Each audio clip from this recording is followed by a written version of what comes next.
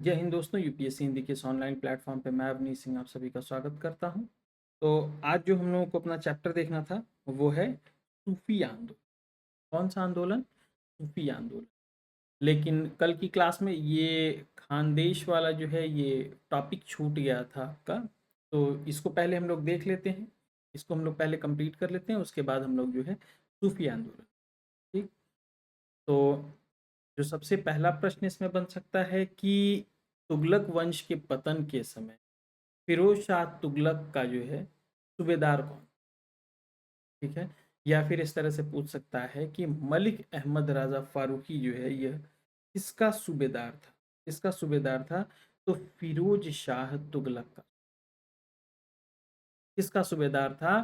फिरोज शाह तुगलक का सूबेदार। ठीक है ना।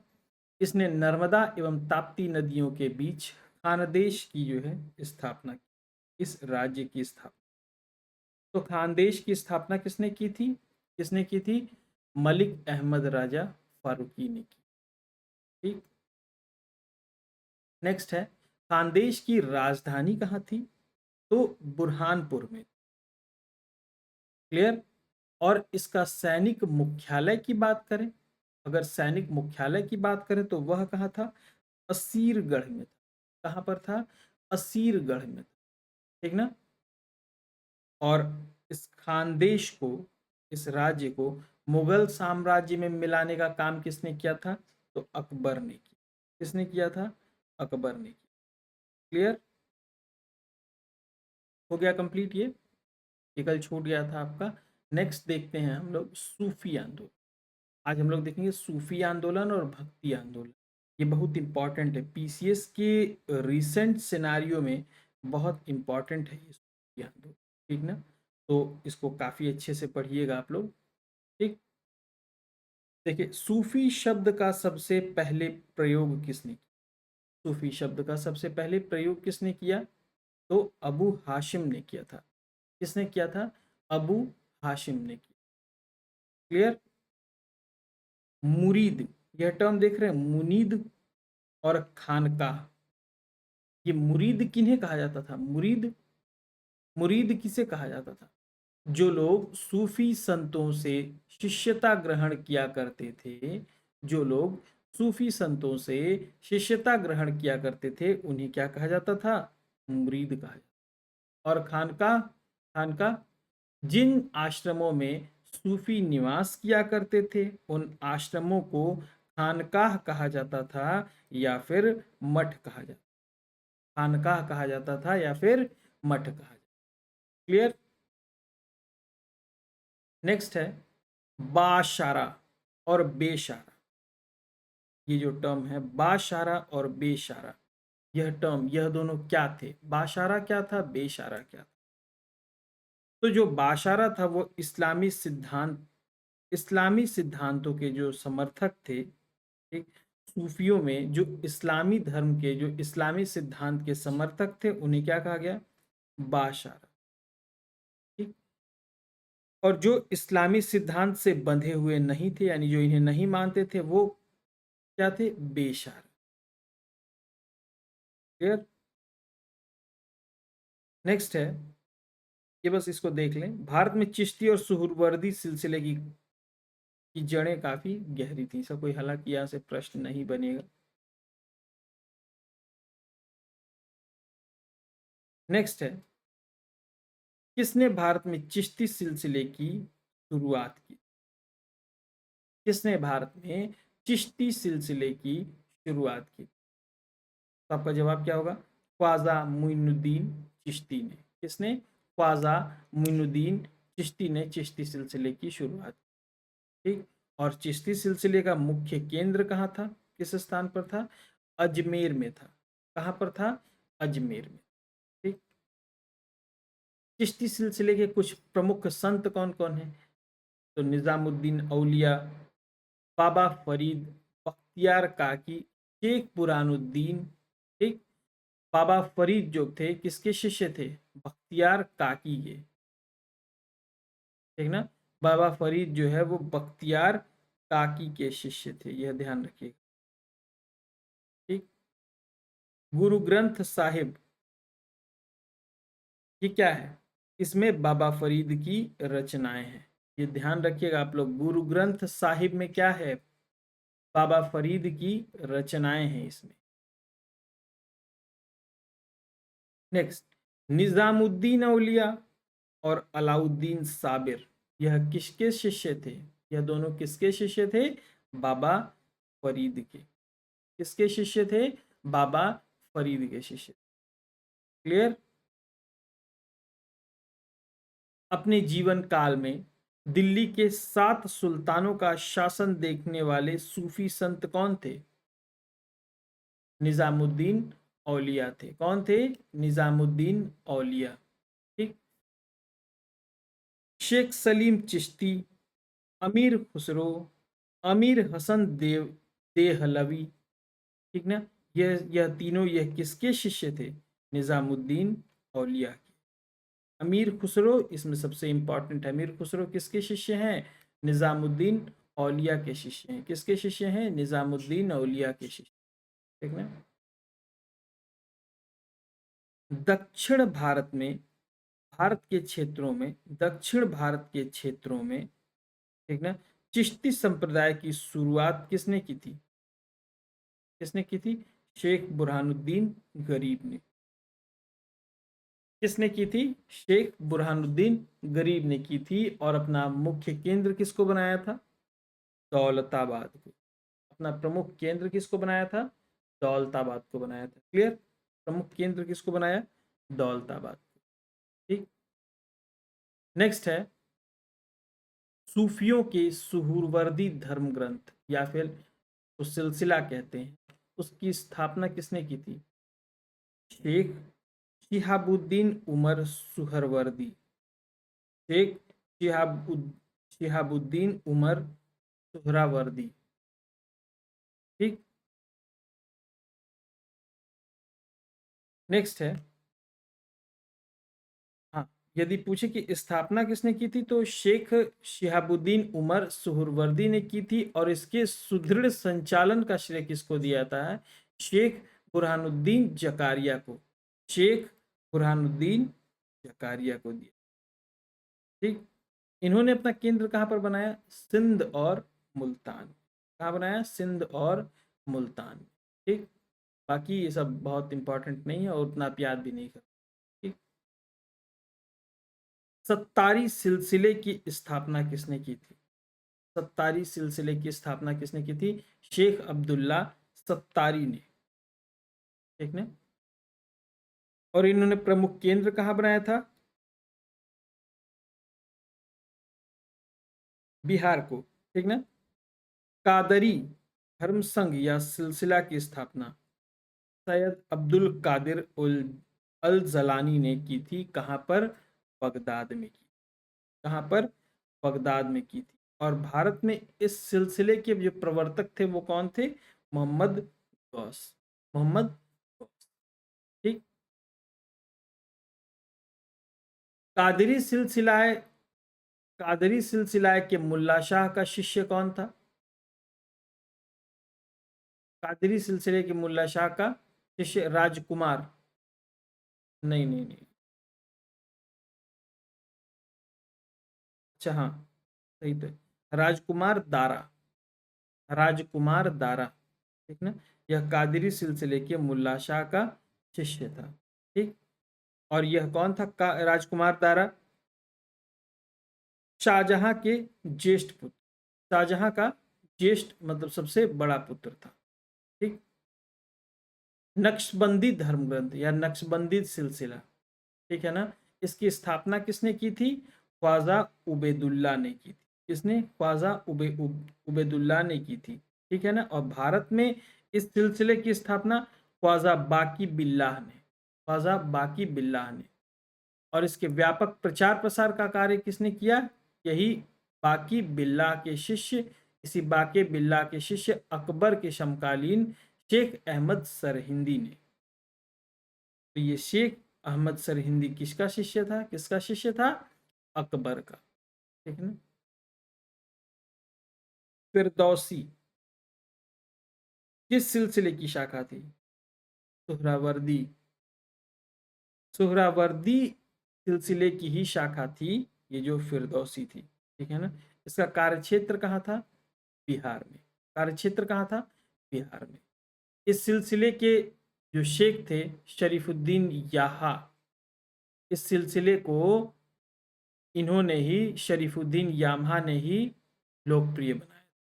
ठीक, यह किसके शिष्य थे? शेख ख्वाजा निजामुद्दीन, ख्वाजा निजामुद्दीन के शिष्य थे। ठीक, तो ये था जो है आपका सूफी आंदोलन। फिर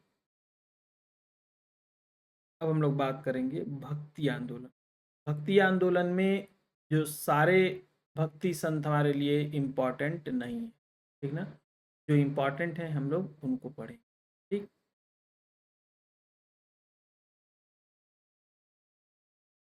देखिए भक्ति आंदोलन की शुरुआत कहाँ पर? सबसे पहले बात करेंगे भक्ति आंदोलन की शुरुआत कहाँ हुई थी, तो तमिल क्षेत्र में हुई, कर्नाटक और महाराष्ट्र। तमिल क्षेत्र से हुई और कहाँ तक फैली वो? कर्नाटक और महाराष्ट्र तक। क्लियर। कुल मिला के 12 अलवार वैष्णव संत और 63 नयनार संतों ने क्या किया? इसको जो है इसका विकास किया था, इसका विकास किया था। अलवारों में एकमात्र महिला साध्वी कौन थी? अंडाल। इनका नाम अब ध्यान रखें क्योंकि यह एकमात्र महिला साध्वी है। तो अंडाल किससे कौन थी? अलवार संत थी, अलवार संत थी। ठीक, जिसके भक्ति गीतों में कृष्ण कथाओं का उल्लेख मिलता है। पल्लव राजा महेंद्र वर्मन को शैव धर्म किसने स्वीकार करवाया? शैव संत अप्पार ने, शैव संत अप्पार। ठीक है। नेक्स्ट हम लोग बात करेंगे रामानंद के बारे में। तो भक्ति आंदोलन को दक्षिण भारत से उत्तर भारत में ले आने का कार्य किसके द्वारा किया गया? रामानंद द्वारा। किसके द्वारा किया गया? रामानंद द्वारा किया। ठीक, बंगाल में कृष्ण भक्ति को प्रारंभिक प्रतिपादकों में कौन थे? कृष्ण भक्ति के प्रारंभिक प्रतिपादकों में कौन थे?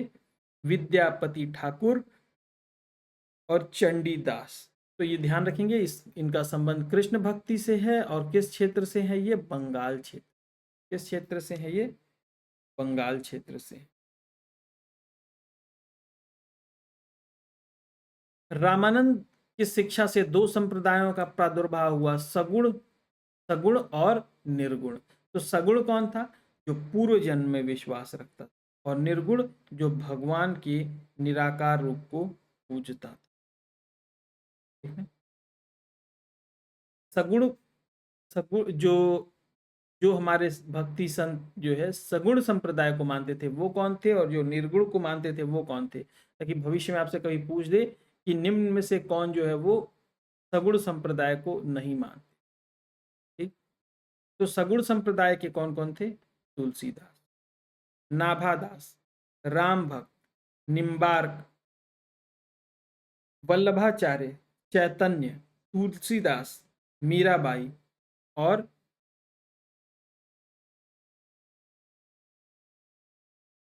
ठीक ना, हाँ ये नहीं है, और कौन से? मीराबाई। ठीक ना, फिर से एक बार देख लेते हैं हम लोग। राम भक्त, राम भक्त, निम्बार्क, वल्लभाचार्य, चैतन्य, सूरदास और मीराबाई। ठीक, और निर्गुण के कबीर। कौन थे? कबीर थे। इनको आप ध्यान रखिएगा, निर्गुण संप्रदाय के थे कबीर। अभी हम लोग कबीर के बारे में आगे देखेंगे। ठीक, शंकराचार्य के अद्वैत दर्शन के विरोध में दक्षिण में वैष्णव संतों द्वारा 4 मतों की स्थापना की गई। 4 मतों की स्थापना की गई थी। ठीक, ये बहुत इंपॉर्टेंट है, इसके पॉइंट ऑफ व्यू से बहुत ज्यादा इंपॉर्टेंट। ठीक, कौन सा? विशिष्टाद्वैतवाद मत, द्वैतवाद मत, शुद्ध द्वैतवाद मत और द्वैताद्वैतवाद। इनको मैच द फॉलोइंग दे देता है कभी कभी, कभी कोई ऐसे पूछ देगा।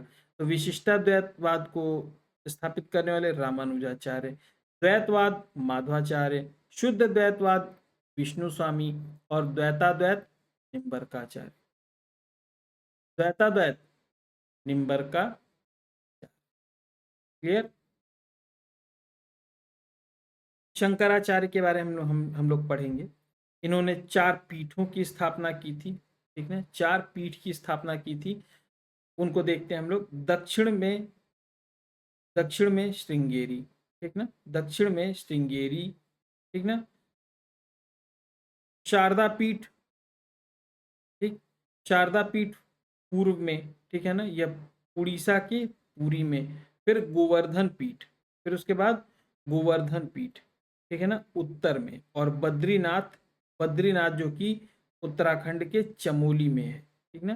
ज्योतिष पीठ पीठ तथा पश्चिम में द्वारका, ठीक, पश्चिम में द्वारका। द्वारका कहाँ पर है? गुजरात के जामनगर में है, ठीक है ना, गुजरात के जामनगर में। यहाँ पर शारदा पीठ, कालिका पीठ जिसको कह लें, ठीक है ना, यहाँ पर जिस हम लोग जो है द्वारका पीठ या फिर कालिका पीठ जिसको कह लें, ठीक है ना। यह चारों पीठों में सबसे पहले जो है श्रृंगेरी पीठ की स्थापना की, यह जो है श्रृंगेरी पीठ की स्थापना की। क्लियर। नेक्स्ट, इसके अलावा तो ये जो चारों पीठ हैं वो कहाँ कहाँ स्थापित किए गए हैं, वो बहुत इंपॉर्टेंट है यूपीपीसीएस के पॉइंट ऑफ व्यू से। अब इसमें जो है ये बहुत इंपॉर्टेंट नहीं है, ठीक। हम लोग सीधे आएंगे रामानंद। और रामानंद क्यों इंपॉर्टेंट है? क्योंकि इनका संबंध जो है उत्तर प्रदेश से, इनका संबंध उत्तर प्रदेश से। इनका जन्म कहाँ पर हुआ था? प्रयाग में हुआ, प्रयाग में हुआ था। और इनकी शिक्षा प्रयाग और वाराणसी, ठीक ना, प्रयागराज और वाराणसी में, ठीक। नेक्स्ट, रामानंद के 12 शिष्यों में 2 स्त्रियां थीं, पद्मावती और सुरसरी। कौन कौन?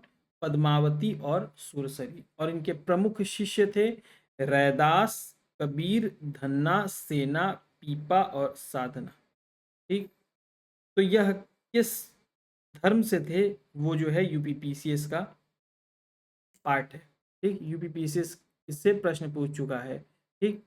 जैसे रैदास जो है वो चमार थे, कबीर जो है वो जुलाहा थे, धन्ना जाट थे, धन्ना क्या थे? जाट थे, सेना नाई थे, पीपा राजपूत थे और सधना कसाई, ठीक। तो ये आप लोग ध्यान रखें।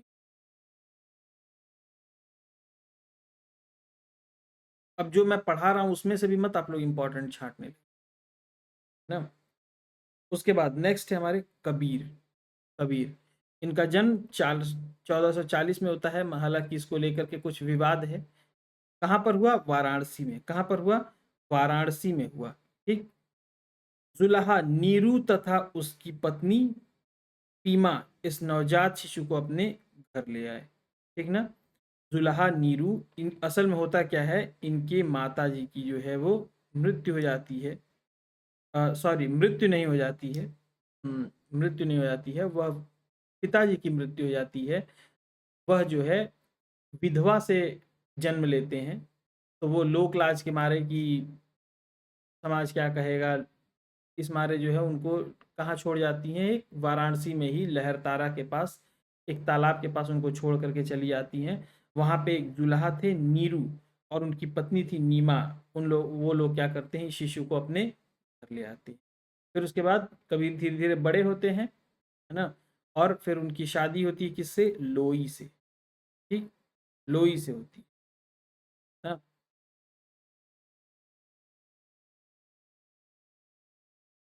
इनके जो अनुयायी थे, जो इनके अनुयायी थे वो क्या कहलाए? कबीर पंथी, कबीर पंथी। कबीर की वाणी का जो संग्रह है किसमें है? बीजक में, बीजक में। और इसको संकलित किसने किया है? धर्मदास ने किया, धर्मदास ने किया है। और बीजक के 3 भाग हैं, रामायणी, सबद और साखी। रामायणी, सबद और साखी। उनकी भाषा कौन सी थी? सधुक्कड़ी, सधुक्कड़ी थी, ठीक। इसमें ब्रज भाषा, अवधी, राजस्थानी भाषा के शब्द पाए जाते हैं। और फिर अंततः कबीरदास की मृत्यु कहाँ पर हो जाती है? मगहर में। कहाँ पर हो जाती है? मगहर में हो जाती है। ठीक। कभी आपसे प्रश्न पूछे कि कबीर जो है वो किसके समकालीन थे? किसके समकालीन थे? तो सिकंदर लोदी के समकालीन। किसके समकालीन थे? सिकंदर लोदी के समकालीन। ठीक। तो ये रहे सूफी संत जिनके बारे में हमें पढ़ना था। ये चैप्टर थोड़ा सा और हमें आगे एक्सटेंड होगा, हमारा ये चैप्टर जो है भक्ति आंदोलन वाला। उसके बाद हम लोग स्टार्ट कर देंगे अपना मुगल साम्राज्य। ठीक। तो आप लोग रिवीजन करते रहिए। रिवीजन पे मैं बार बार बोलता हूँ, रिवीजन पे फोकस रखिए आप अपना। ठीक। आज के लिए इतना ही। जय हिंद।